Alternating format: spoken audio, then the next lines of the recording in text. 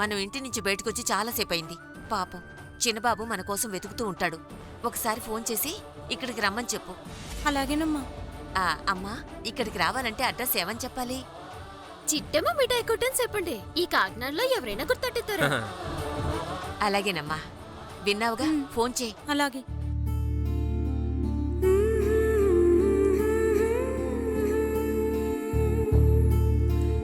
ఏమైందే? కలవట్లేదమ్మగారు. ఇక్కడ సిగ్నల్స్ ఉండవు, బయటికి వెళ్ళి ట్రై చేయి. అలాగే బాబు.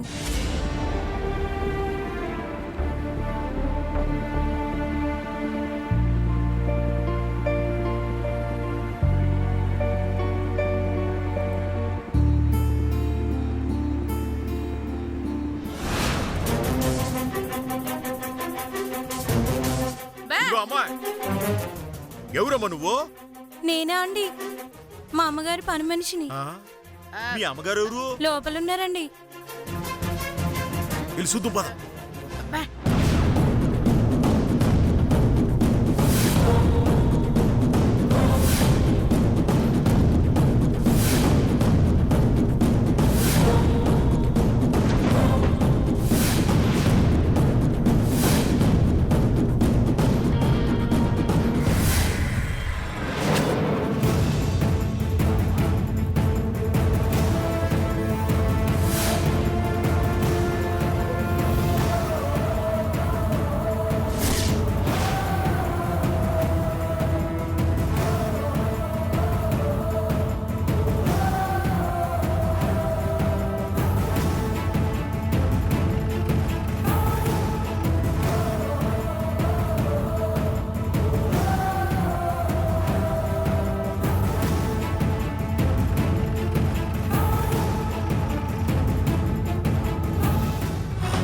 కోకిలమ్మా, చూసినావా?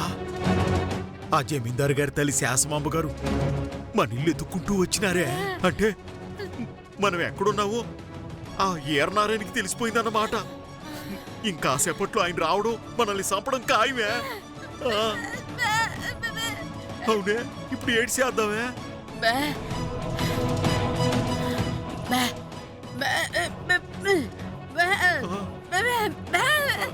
అంతేనంటావా? ఇక్కడ దాక్కుని చూద్దామంటావా? సరే పద.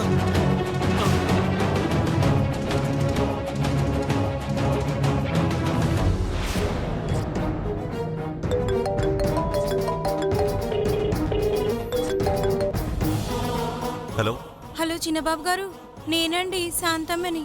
చెప్పు శాంతమ్మ, అమ్మ కనపడిందా? అమ్మగారు నేను బయటకు వచ్చామండి. అమ్మా నువ్వు బయటికెళ్ళారా? ఎక్కడికెళ్ళారు? నా మీద కోప్పడకండి బాబు. నేను రాను రాను అంటున్నా వినకుండా అమ్మగారే సీట్లు కొనుక్కోవడానికని బయటకు తీసుకొచ్చారండి. అనుకున్నా స్వీట్స్ కోసమే బయటకెళ్ళి ఉంటుందని. ఇప్పుడు ఎక్కడున్నావు? అదేనండి, మిఠాయి కొట్టు సిట్టమ్మ ఉంది కదండి, ఆ, వాళ్ళ ఇంట్లోనే ఉన్నామండి. సరే 10 నిమిషాలు అక్కడ ఉంటా. అలాగేనండి.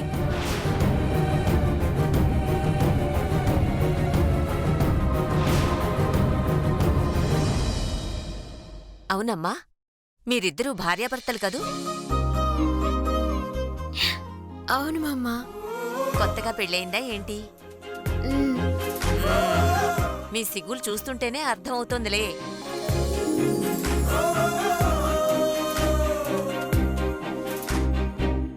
అవును, ఇంట్లో మీ అమ్మా నాన్న లేరా? బయటికెళ్ళారు, వచ్చేతారు.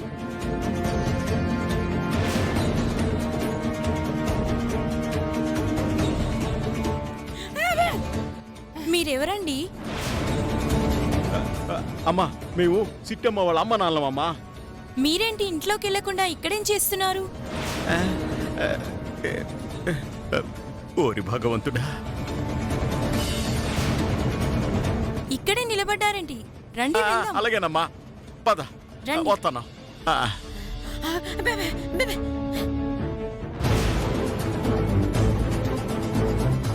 కొంచెం ఫాస్ట్గా పోనీ.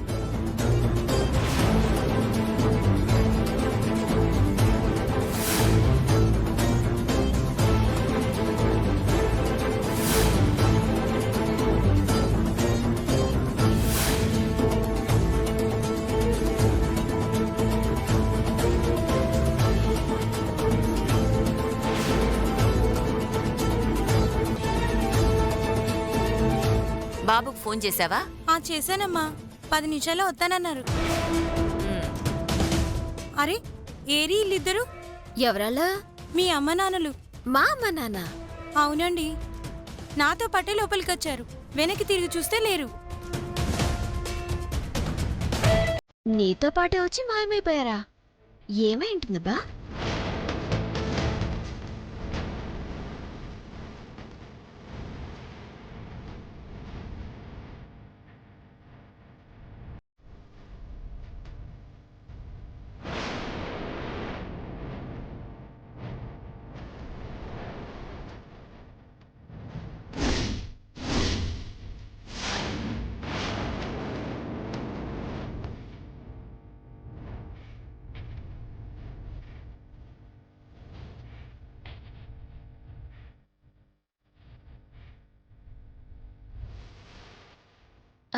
మామ ఇప్పుడే వస్తానా? అలాగేనమ్మా. ఇప్పుడే వచ్చేతానా?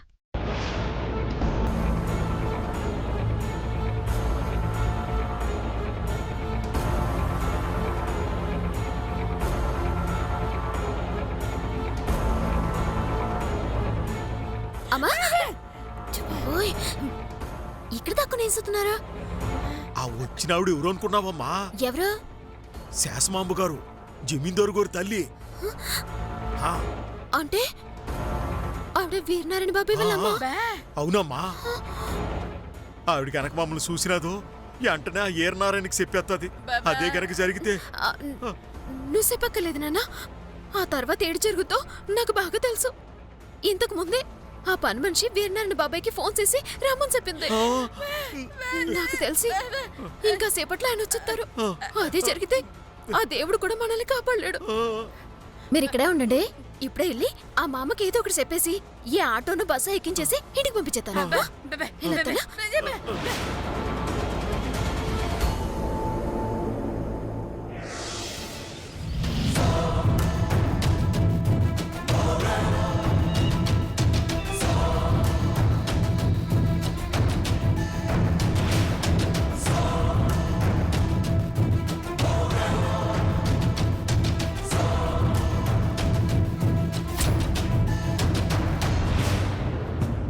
అబ్బబ్బబ్బబ్బా, కొంట భలేగుందరా. ఎవరి పొట్టిగిలక్కాయ్? నాకేం తెలుసు బావా, నేను ఇప్పుడేగా చూడటం. ఎత్తు కాస్త తక్కువగున్నా మంచి వాటంగుందరా.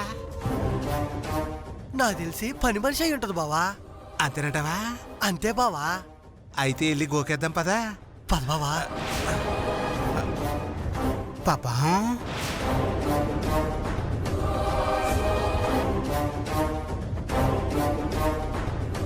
ఎవరు కావాలండి? కాంతమ్మ గారు కావాలి. ఉండండి, పిలుస్తాను. పర్వాలేదు పాపా. పాపం ఇంత అందమైన కళ్ళు పెట్టుకుని తడతడా మెరిసే ఒళ్ళెట్టుకుని నువ్విట్ట ఇల్లు ఊడుతుంటే నా గుండె కరిగిపోతుంది తెలుసా పాపం. నేను ఇల్లు ఊడిస్తే మీ గుండె కరిగిపోవడం ఏంటండి? అవును పాపా, నీలాగా అందంగా సుతారంగున్న అమ్మాయి నా కంటి ముందు కష్టపడిపోతుంటే నా గుండె జలజల జలజల అయిపోతుంది పాపా. అవును, నువ్వు ఈ ఇంట్లో పని మనిషివా ఏంటి?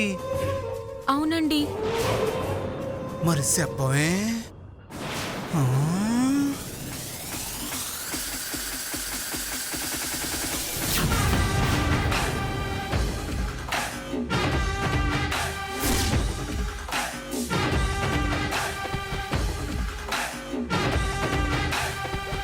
ఏం చేస్తున్నారండి? ఏం చేస్తున్నారు? ఏం చేస్తున్నారండి? నాకు పని మనుషులన్నా పనిచేసేవాళ్ళన్నా మహా జాలి పాపా. కాస్తంత ఓదార్తానే. మీ ఓదార్పు ఇక్కడ ఎవరికి అవసరం లేదు. ముందు భుజం మీద చేయి తీయండి. అంత కోపం ఎందుకు?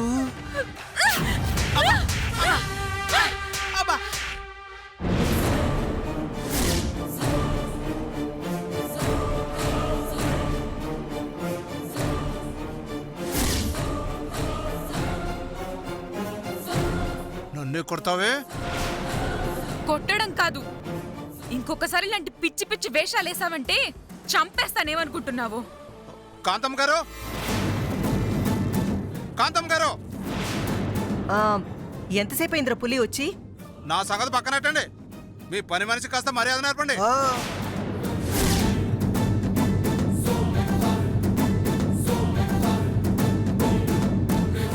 ఏమైందిరా?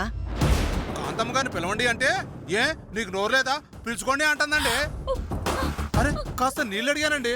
ఏ నీకు చేతులు లేవా తెచ్చుకోలేవా అంటుందండి. నన్నన్నా నేను పెద్దగా బాధపడేవాడిని కాదండి.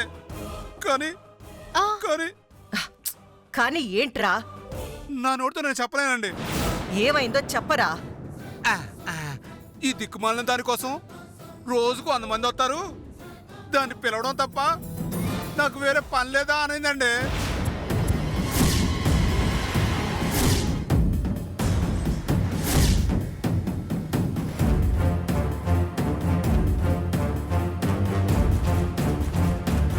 అమ్మగారు నేను అలా అనలేదండి. మా బావ మీద ఉట్టండి మిమ్మల్ని తిట్టిందండి. వాళ్ళు అబద్ధం చెప్తున్నారు అమ్మగారు. నేను మిమ్మల్ని ఏమీ అనలేదు అమ్మగారు. వీడే వచ్చి నా భుజం మీద చెయ్యేశారండి. దాంతో కొట్టాను.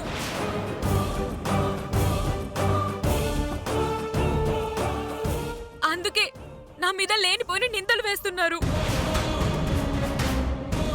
అయిపోయి చూసారండి, మిమ్మల్ని తిట్టింది అని చెప్పగానే భుజం మీద చేసానని చెప్తుందండి. తప్పుడేదవా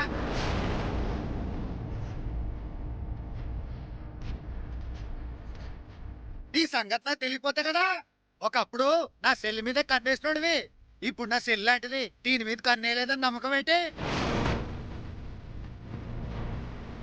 ఇదిగో అత్త, ఈ అతవ గురించి నాకు బాగా తెలుసు. మన లచ్చ చెప్పిందే నిజమై ఉంటది. ముందు దీన్ని బయటికి పంపించండి. ఎవరిని బయటికి పంపాలో నాకు బాగా తెలుసు.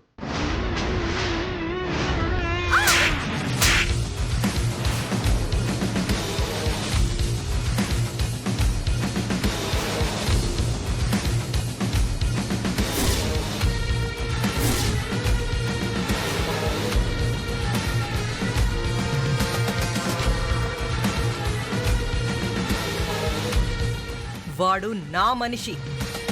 పొరపాటున ఏదైనా తప్పు చేస్తే నాకు చెప్పాలి. కాదని కొట్టడానికి నువ్వెవరివే? పో బయటికి.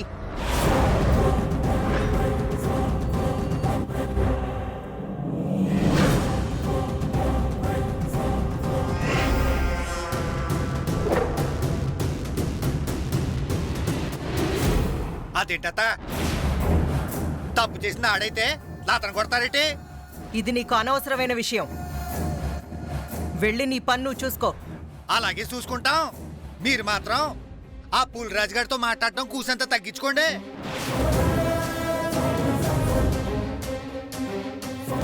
లేకపోతే మిమ్మల్ని కూడా ఏదో చోట ఇరికిచ్చేస్తాడు. తర్వాత కక్కోలేక మింగలేక గిలగిల కొట్టుకుంటారు. శిష్యే అమ్మా, ఆయన మాటలేం పట్టించుకోకు. ఇంతకీ వీళ్ళని ఎందుకు పిలిపించావు? చెప్తాను. ఒరే పులి, అమ్మా, నువ్వేం చేస్తావో ఎలా చేస్తావో నాకు తెలీదు. రేపు తెల్లారేసరికి ఆ చిట్టెమ్మింట్లో గేదెలు మాయమైపోవాలి. మాయమైపోవాలా? నాకు ఏ మాయమాత్రాలు రావమ్మా. నేను మాయం చేయగలనంటారా? పిచ్చి కూతలు కూసావంటే నాలుక కోసేస్తా. అర్థమైందమ్మా. ఆ చిట్టెమ్మ దగ్గర నుంచి గేదెలు కొట్టేయాలి, అంతేగా? అవును. కాకపోతే ఈ పని చాలా జాగ్రత్తగా చెయ్యాలి.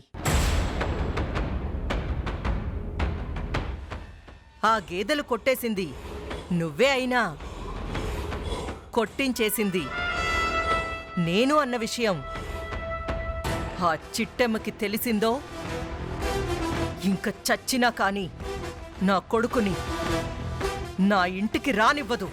మీరేం భయపడకండమ్మా. ఆ చిట్టి చేతులు తన్నులు తిని తిని ఒళ్ళు రాడు తేలిపోయిందమ్మా. నీ బొందరా, అది రాడ్డు తేలడం కాదు, రాటు తేలడం అంటారు.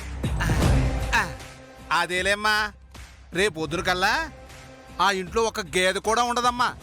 ఉండనివ్వను, నాది గ్యారంటీ. Very good. ఒరే అవతారం, అక్క వీడి మొహం మీద కొంచెం అడ్వాన్స్ పడే. అలాగే అక్క.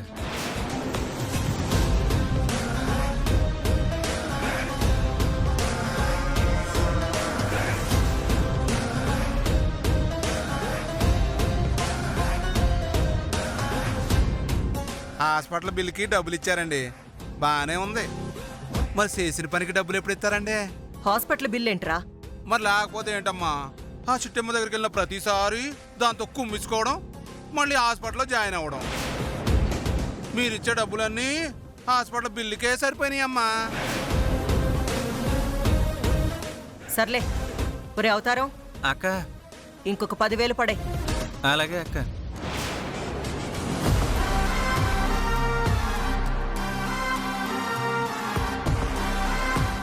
ఈ రోజు రాత్రికే చిట్టమ్మకి ఎదురుకి ముహూర్తం పెట్టేస్తానమ్మా. మీరు కూడా వచ్చి రిబ్బన్ కటింగ్ చేస్తే మీ చేతుల మీదే ఆ కార్యక్రమం సరిపిస్తానమ్మా. అలాగే, కుదిరితే వస్తాను. మేము ఉంటామమ్మా. ఉమ్. పదరా. అమ్మా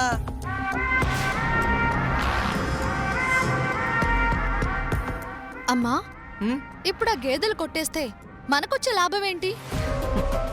ఆ చిట్టెమ్మ మన రవిచంద్రతో పని చేయించాలంటే ముందు గేదెలుండాలి కదే.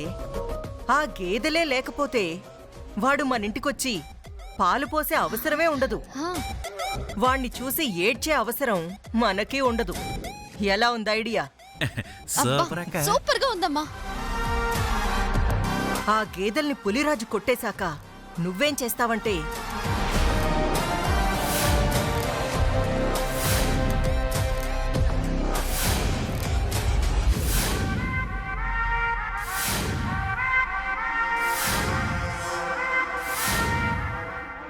అలాగేనమ్మా, ముందు ఆ గేదెల్ని కొట్టేని, తర్వాత ఏం చేయాలో చేస్తా.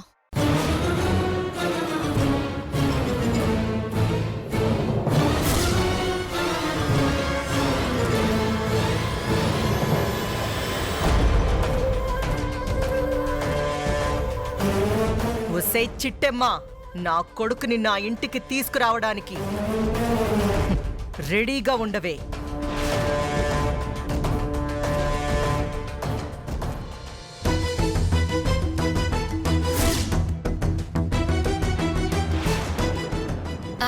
మామా, వీరనారాయణ బాబాయ్ వచ్చేసరికి ఆలస్యం అవచ్చు. ఈ లోపు ఈ ఆట నెక్కిచ్చేస్తాను, వెళ్దురా. అలా అంటావమ్మా? సర్లే. అవును, నా కొడుకు పేరు వీరనారాయణ అని నీకెలా తెలుసు?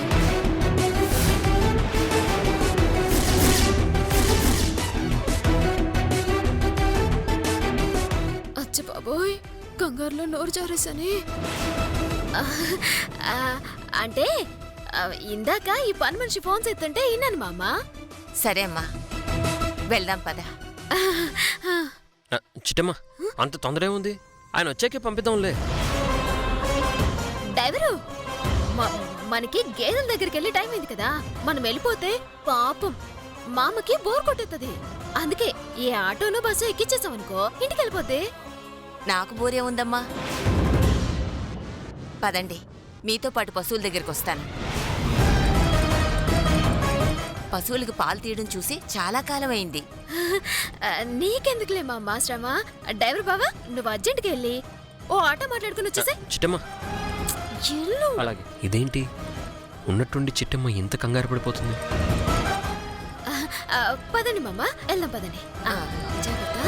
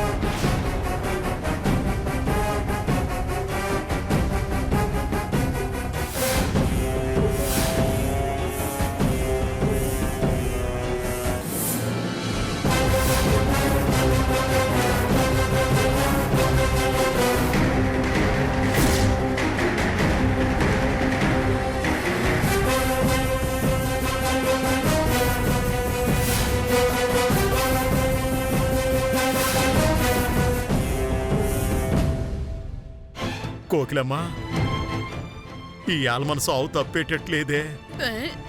అమ్మా వీరనారాయణ, నువ్వు ఏమైపోయావో అని, ఎక్కడికి వెళ్ళిపోయావో అని ఎంత టెన్షన్ పడ్డానో తెలుసా? అరే, నాతో ఒక్క మాటైనా చెప్పకుండా మన ఇల్లొదిలి రావడానికి నీకు మనసెలా ఒప్పిందమ్మా? అంటే అక్కడేదో శివాలయం ఉందంట నాన్న, చూసి వెళ్దామని వచ్చాను. అబద్ధాలు చెప్పకమ్మా.